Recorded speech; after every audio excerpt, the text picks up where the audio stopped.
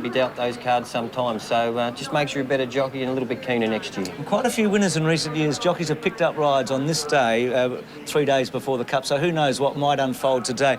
Simon, it was very impressive, the first. Let's have a look at the next on the program. Also for 3-year-olds, really small field, but the favourites have remained in, and I talk about Abdullah and Critical List. Our Eden is at 4:30.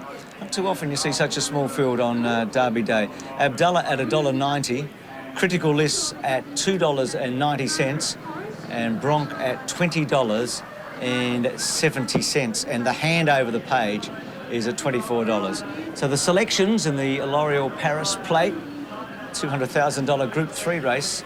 Peter Donegan and Dr. Turf both going for Abdullah, and Ken Callender going for the Brian Mayfield Smith Train Critical List. So they're the tips in the second race of the program. A chance now to catch up with Jason Dunstall.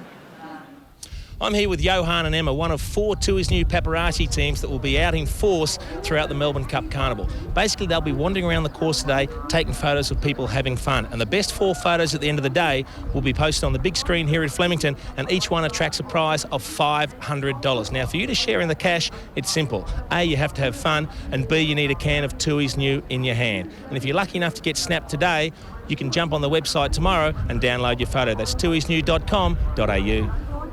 We'll be catching up with Jason throughout the day. Look at the crowd, really building now.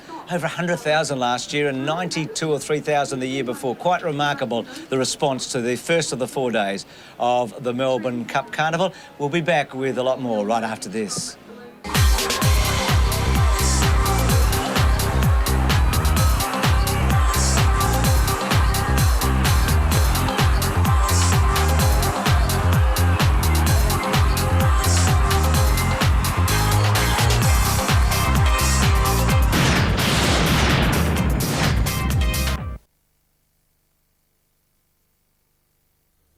For a bit of fun today down here in the 7 Network marquee, we're actually going to be doing some Lavazza celebrity tips with all the proceeds that are going to be going to Saab Quality. Now, they've called the experts in. We've got Paul Salmon, Olympic gold medalist Elisa Camplin, and myself. Very loosely, Joe. Very loosely. Now, Elisa, we're going to have $100 on the nose in 3 races today. Race 2, race 4, race 6. So we're going to start with race 2. Who do you like?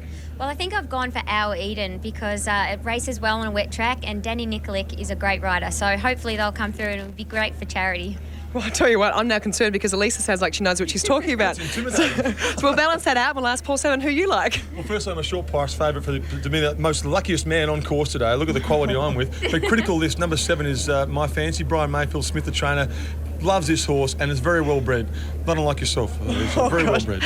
And I'm going to be going for number 4, Abdullah. So hopefully we'll be coming back to you later with the big tally so far. Good luck with that, the big trio there. Simon spoke a moment ago about the nervousness of the day. If you're not a top-grade jockey, you really want to be here today. It's Derby Day. It's where it all really counts. Glen Boss is one of the most popular riders in Australia. He's down here again this year. Got some terrific rides today. Kylie Gillies caught up with him.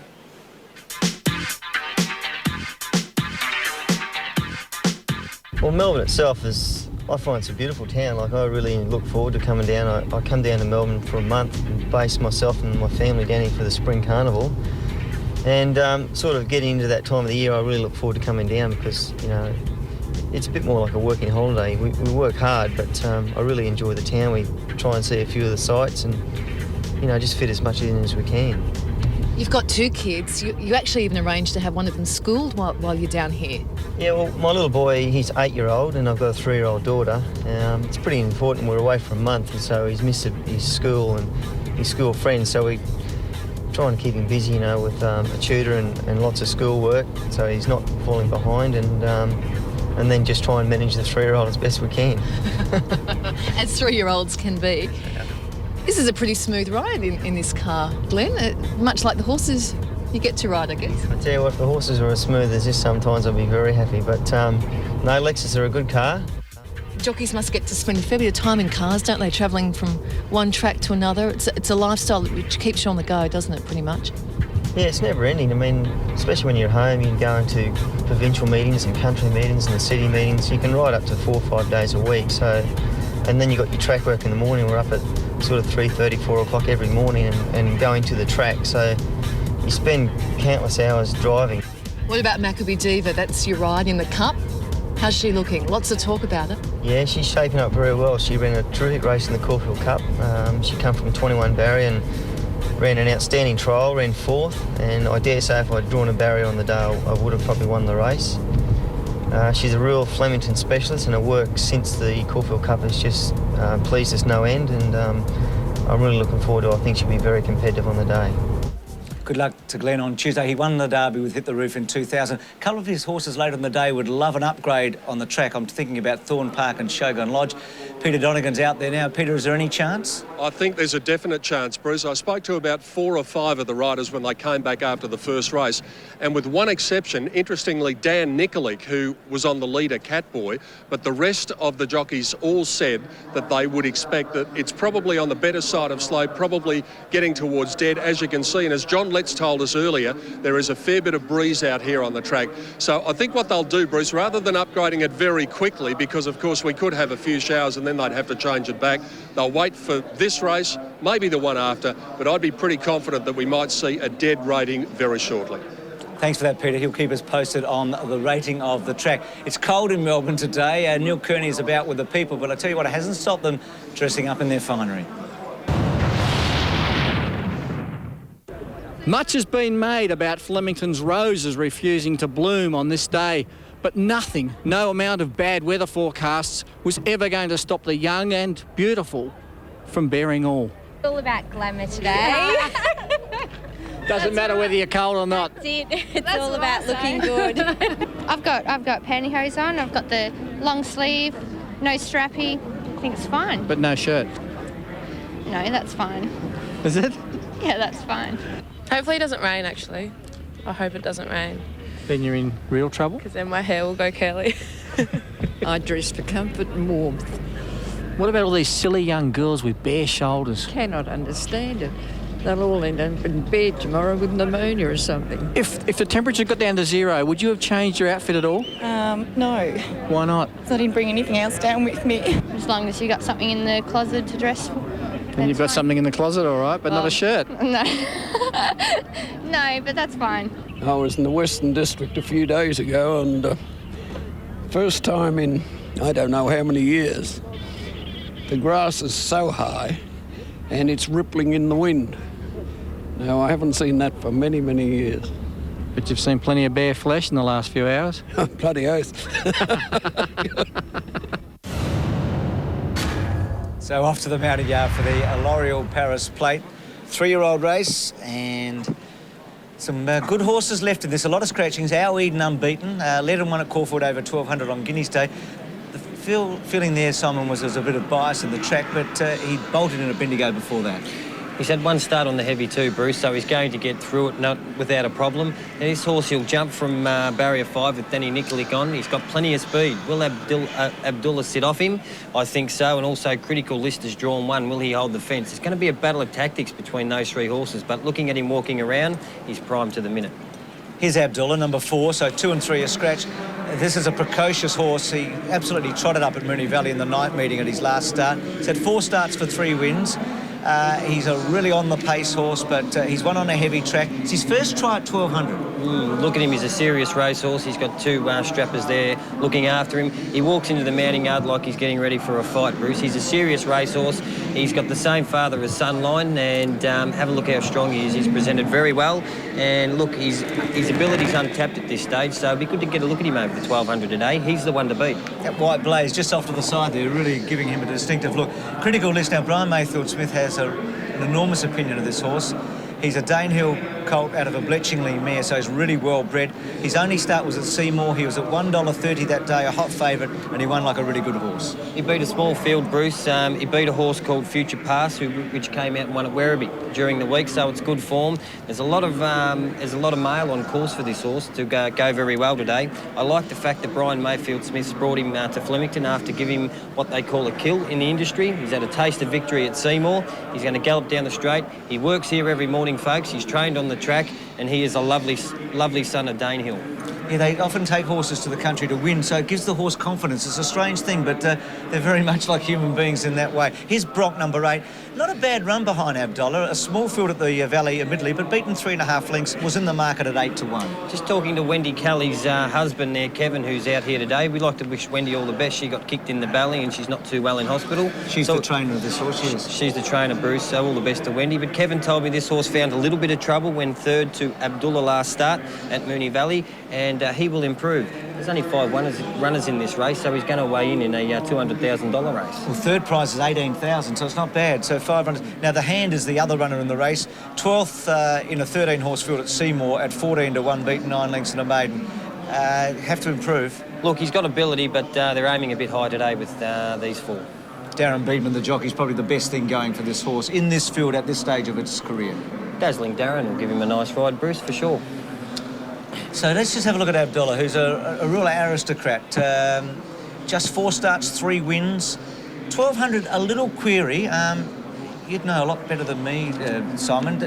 The thought is that it takes a 1,400-metre horse to win up the straight at 1,200 here on most occasions. And especially with the sting out of the track, Bruce. But I just want to make mention of the tactics of the jockeys riding in this race. Now, Nashra Willa, he's a very confident jockey. He's riding in good form. He knows Abdullah very well. He's got barrier 8, Bruce. He's going to come across with our Eden, who's got a ton of speed. Danny Nikolic, barrier 5. He's also another confident jockey. So they're going to rate these horses coming off the chute, which is completely different to the course proper, mind you. So watch when they hit the course proper who's travelling better.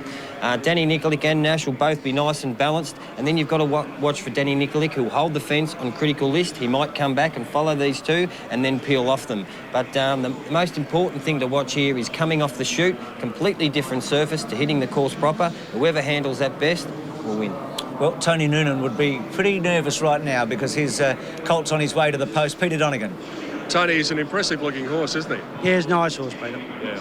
1,200 metres. Any question in your mind at all? No. The way he went to the line at Moonee Valley, gee, he had something up his sleeve there. Yeah, he's a good moving horse, and his pedigree suggests that he won't have any problems with the distance. All the best. Hopefully we might talk to you in about 5 minutes. Hope so, Pete. Thanks, Tony.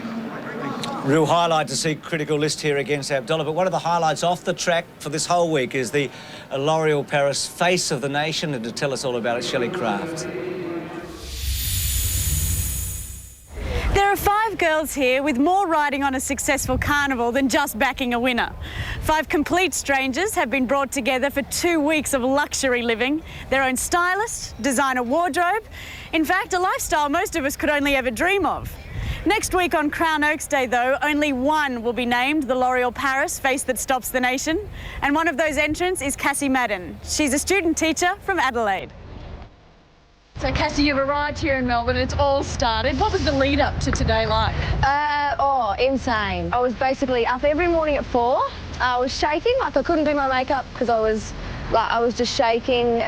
Couldn't really eat because I was. You're making it sound terrible.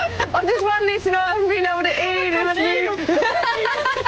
No, this is the best thing that's ever happened to me. I'm so grateful to be here. Like, when I got into top 20, I thought this was, I cried because I got into top 20, so I'm going to be myself. And if people like that, well, I'll be stoked. Cassie's bubbly personality is infectious, not only here, but back in the classroom. She gets so excited when she's teaching that she can't contain herself, that she often has to try and kind of pull back and become teacher again, not Miss Friend. She has to become Miss Madden. You know how some people say it's a dream come true? This is not even a dream come true because I wouldn't even dream about this. To vote for Cassie, call 1902 555 224 or SMS Cassie to 188 7444.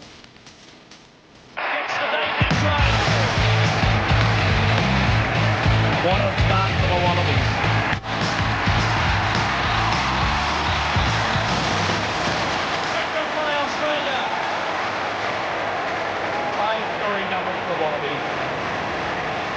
Celebrate with a pride.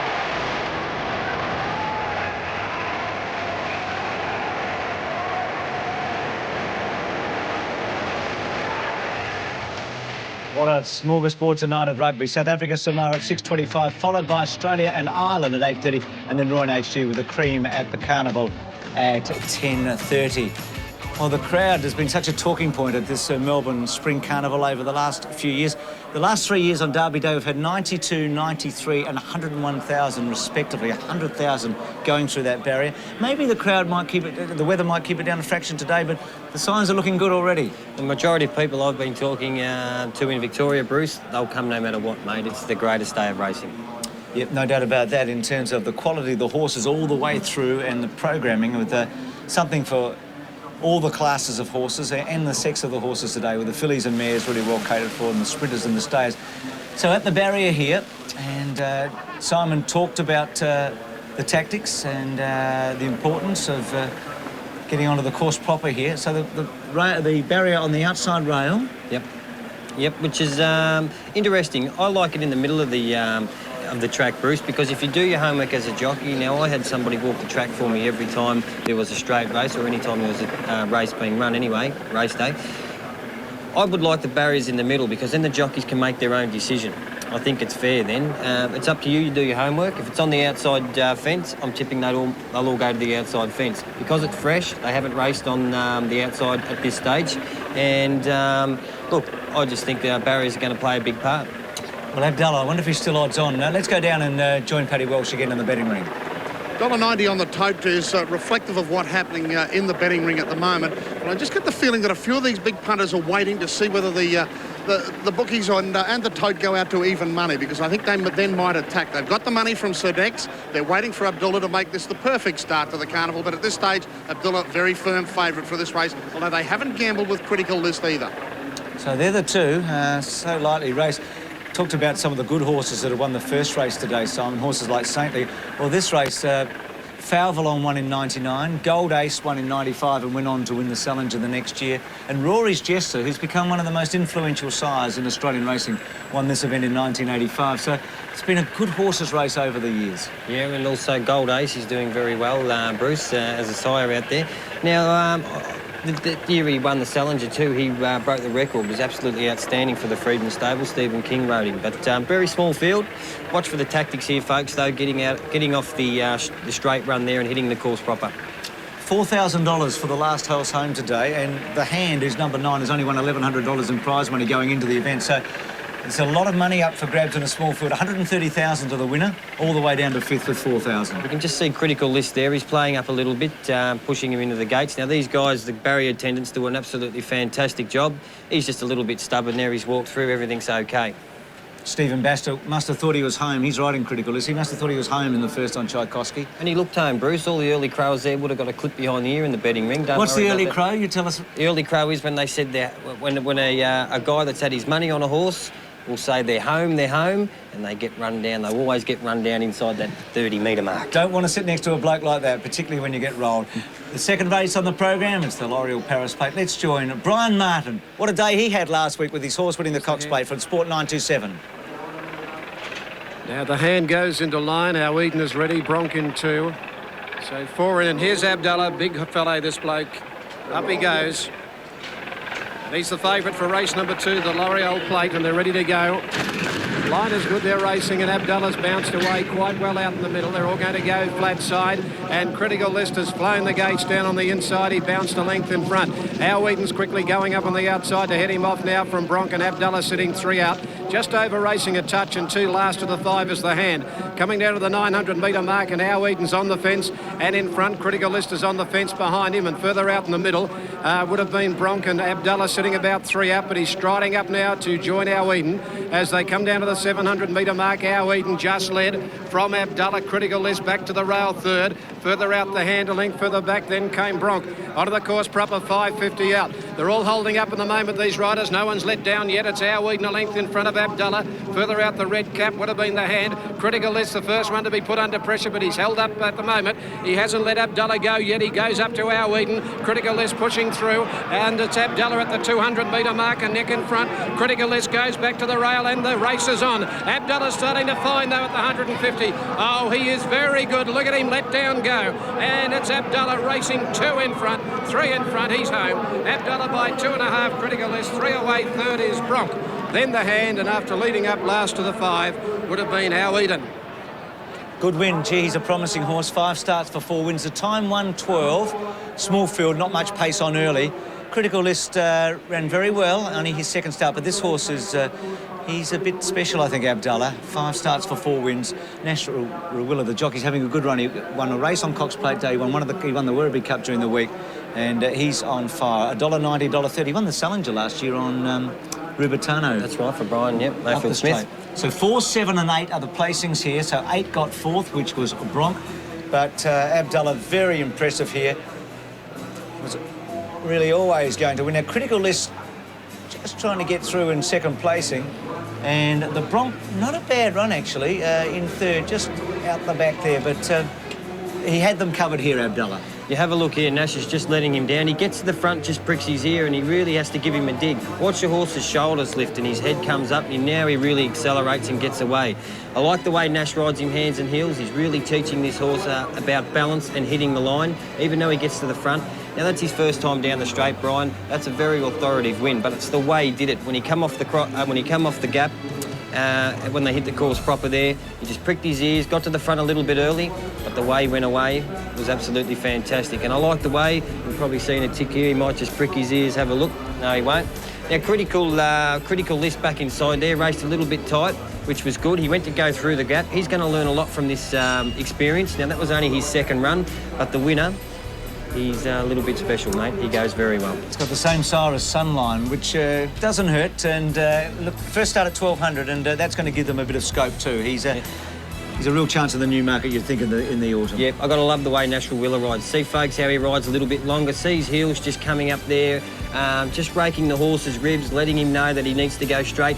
A jockey doesn't need to pull the whip on this case, and Nash is the best exponent of that. He's a little bit old school. He loves feeling their shoulder, their ribs. You can get a horse to find 3 lengths. Damien Oliver rides in a similar fashion, and they give him a slap with the whip, a little bit of a tickle with the heels. It's amazing how much they can find. Well, John Letts is there on banjo, and he's with Nash on Abdullah. Yeah, how good is this, Nash? Yeah, Johnny, look, I've been some pretty good horses, but you know, potentially he's up there with Rubitano and horses like that. You know, he's still learning and just does it so easy. He just lets out when you let him go, doesn't he? Some horses you can sit like you did today, just held up, and you let them go and they find a length. But he finds 3 or 4 lengths very quickly, doesn't he? Good horse. Yeah, well, you know, like, for me to mention him in Rubitano's bracket, he's something special, you know? Yes, for sure, because he was very close to you, wasn't he, Rubitano? Oh, he was. But I see you went down a long way on this horse to pull him up. I said to the boys back in the studio, you want to stay on his back as long as you can. Yeah, I do. I don't want to get off him. Congratulations, Nash.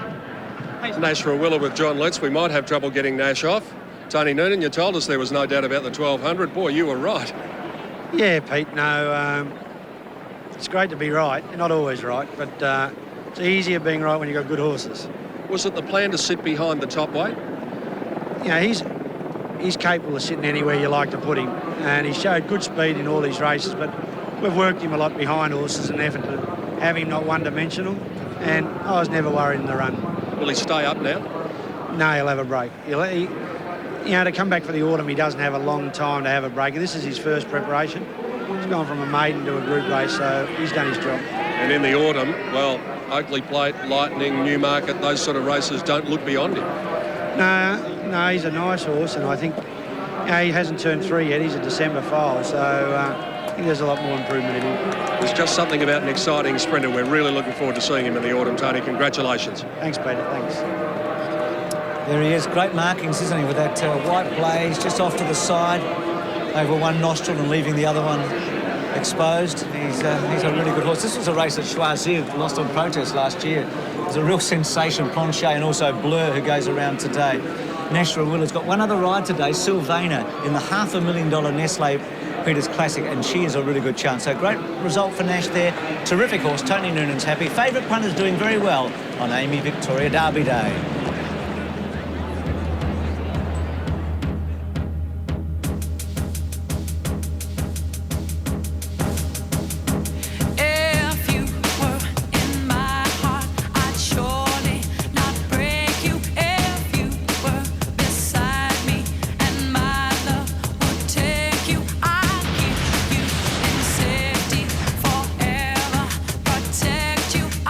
Some say this race is too long and too taxing for 3-year-olds.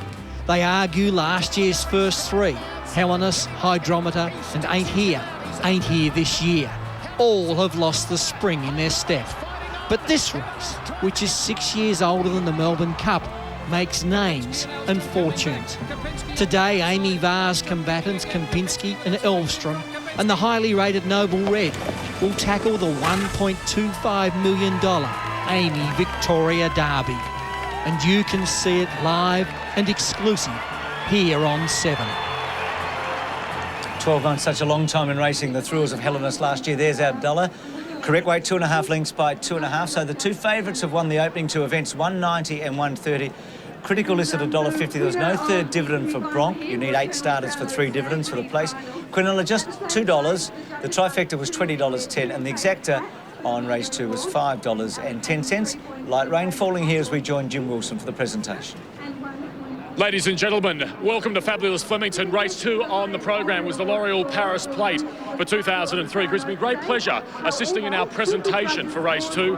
The committee member for the Victoria Racing Club, Mr. Paul Leeds, and from L'Oreal Australia, their spokesmodel, the one and only Effie, and of course the managing director of L'Oreal Australia, Mr. Mark Tucker. Please welcome Effie and Mark Tucker. Pleasure to be here today. Very big race, that one, 5 horses. Good to see one of them won, Abdullah. I'm very conscious of the fact that number 8, Bronc, is a colt, so I'll finish up quickly because there will be no doubt a chemical reaction to my presence here, and this is the mounting yard, and I don't want anything happening that I don't agree with morally. On a purely shallow level, it's a pleasure to be part of L'Oreal Paris, and with me I have the Managing Director, Mark Tucker. Over to you, Mark. Thank you, Effie. It's a pleasure to be here with you too. I'd like to congratulate the winning connections of Abdullah, and firstly I'd like to welcome Jonathan Muntz to receive the L'Oreal Paris Plate. Jonathan. Oops, congratulations, fantastic. So the winner there, Abdullah, the future is bright for him, winning that $200,000 L'Oreal Paris Plate today and winning it in style. Now the Saab Quality, such an important race over the years for the Melbourne Cup. It's thrown up some winners and a lot of place getters have gone on to win. Henderson Bay's at $28, Oarsman at $17, Piaget $12. Now there are 4 or 5 horses here trying to qualify for the Cup or get into the Cup on Tuesday, and Oarsman and Piaget, 2 of them. Farways at $6.30, Legible Scratch, Big Pat $4.60. He needs a good result, first or second, to make sure he gets in the Cup. Debon $11.40. She looks like getting into the Cup at this stage. Bulkhead at $12.70. Serpentine at $18.30. Dance on Wood, Lee Friedman trained horse at $3.40 is the favourite. Tomorrow's Party at $17. Special Scene Big Odds. And Millzil, along with Tomorrow's Party, both trying to get into the first 2 so they can get into the Melbourne Cup. So at this stage, Dance on Wood, the favourite for the Saab Quality. Is it the same in the ring, Pat? Well, with Legible out, it's thrown betting into confusion a little bit, and they're just feeling their feet a little bit. Double figure odds about the top 3. Farwaz touching out to the $6 mark at this stage. Big Pat, I'm being a little bit generous with Big Pat this afternoon because the Irish are in town. They've been around about that sort of price. But Dance on Wood seems to be the one that will start favourite at this stage for the Friedman stable. And that seems to be about the way that I'm betting down here at the moment. $3 for Dance on Wood, likely to start favourite at this point. But I'm tipping that this will be a fairly open betting race by the time we get to post time. Plenty still to go here on this race. Peter Donegan, Farwaz, Dr. Turf, Dance on Wood, and Ken Callender going for the Sydney Farwaz.